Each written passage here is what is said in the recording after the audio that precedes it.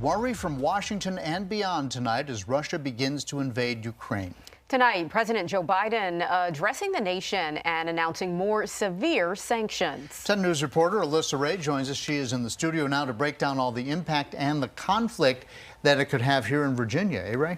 Yeah, as President Biden announces those actions against Russia, many Americans are wondering what that means for us. Today, I spoke with political analyst Ed Lynch about what changes we could see in our day-to-day lives. President Joe Biden says this could be the beginning of a Russian invasion after Vladimir Putin formally recognized the independence of two regions in the eastern part of Ukraine. This is a flagrant violation of international law and demands a firm response from the international community. In response, Biden announced the new sanctions against Russia that include targeting Russian banks and cutting off the Russian government from Western financing.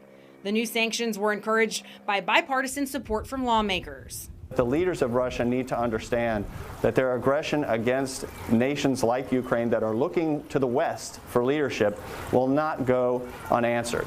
While all eyes are on Russia's next move, impacts are already being felt here at home. How does this impact people in the Roanoke Valley? Higher gas prices are a near certainty, and the possibility of a much more serious crisis down the road, up to and including World War III.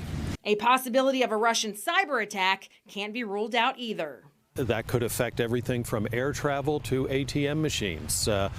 I don't think that's going to happen in the near term because, frankly, Russia would do that if the sanctions really started to hurt, and I don't think they're going to.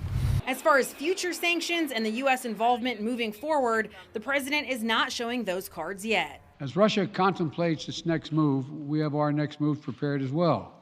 Russia will pay an even steeper price if it continues its aggression.